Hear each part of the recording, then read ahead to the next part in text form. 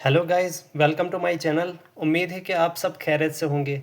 आज के जो हम इस टॉपिक में एक्सरे की डिस्कवरी पढ़ेंगे कि एक्सरे की डिस्कवरी जो है वो कैसे हुई थी और क्या क्या उस टाइम में हुआ था।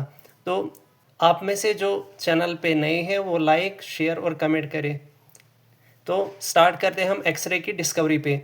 ठीक है, एक्सरे की जो डिस्कवरी है वो 8 नवंबर 1898 में विल्हेल्म कॉनराड रोंटगन ने की थी। ठीक है, और ये डिस्कवरी कहाँ पे हुई थी, कौन सी कंट्री में हुई थी? वो हुई थी जर्मनी में। ठीक है, 1898 में इसकी डिस्कवरी जो है हुई थी। तो जो विल्हेल्म कॉनराड था उस टाइम ये क्या कर रहा था, 8 नवंबर को ये एक एक्सपेरिमेंट कर रहा था क्रूक्स ट्यूब पे। ये क्रूक्स ट्यूब होता क्या है, जिसमें हम क्या करते हैं, कैथोड रे की स्टडी करते हैं। ठीक है, तो गाइज ये जो है हमारा क्रूक्स ट्यूब है। इसमें तो जैसे कि आपने क्रूक्स ट्यूब देखा वो कैसी होती है। ठीक है, तो उस दिन क्या कर रहा था, ये एक्सपेरिमेंट एक कर रहा था क्रूक्स ट्यूब पे। क्रूक्स ट्यूब में क्या होता है, कैथोड रे की हम क्या करते हैं, स्टडी करते हैं। ठीक है, कैथोड रे मीन्स जिसका जो चार्ज होता है वो नेगेटिव होता है। ठीक है, हम क्या कर रहे थे, डार्क रूम पे इसका ही एक्सपेरिमेंट कर रहे थे। इसने रूम में जो लाइट्स वगैरह हैं बिल्कुल ऑफ कर दी, बिल्कुल डार्क हो गया रूम।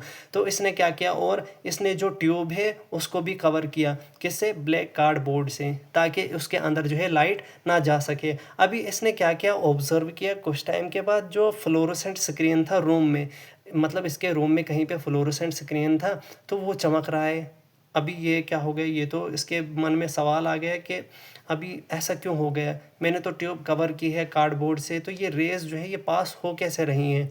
तो अभी कुछ टाइम के बाद जो है इसने कंक्लूजन निकाला कि कुछ तो है जो बाहर निकल रहा है इसमें से, जो दिख नहीं रही है, इनविजिबल है, ना पता है उनका वो क्या है, ना कुछ है, ना दिख रही हैं। तो जो ट्यूब से क्या हो रहा है, इमिट हो रही हैं, और उन्हीं का नाम क्या उसने बाद में दिया, एक्स रे। एक्स का मतलब ये होता है अननाउन। अभी क्या हो गया, इतना तो इसने कर लिया। अभी इसके बाद कुछ हफ्तों के बाद क्या हो गया, उसने फिर से इन्वेस्टिगेशन स्टार्ट की। अब क्या करने लगा, ये इसकी प्रॉपर्टीज़ पढ़ने लगा।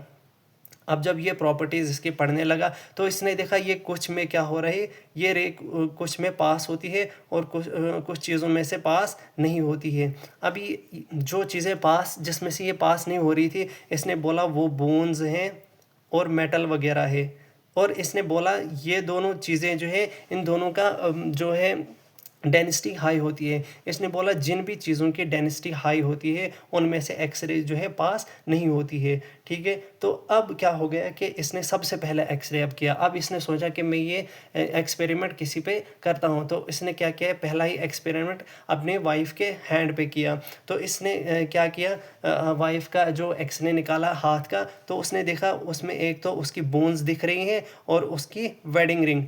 मैं दिखाता हूँ फोटो जिसमें दिख रहा है उसकी बोन्स और वेडिंग रिंग्स। ठीक है, इसमें आपको क्लियरली दिख रहा होगा कि जो इसकी वाइफ का हैंड है, इसकी सारी बोन्स आपको दिख रही होंगी, फेलेंजेस भी और कार्पल्स, मेटाकार्पल्स भी, और वेडिंग रिंग भी इसमें।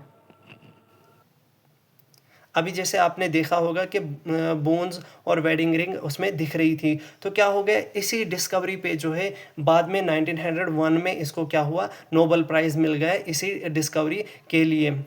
ठीक है, बाद में क्या हुआ, कुछ टाइम के बाद ही ये जो डिस्कवरी ये सारी जगहों पे फैल गई, और डॉक्टर्स जो है इसी चीज़ को फिर फ्रैक्चर्स वगैरह देखने के लिए यूज़ करने के लगे, और जैसे कि फॉरेन बॉडीज़ होती हैं अंदर।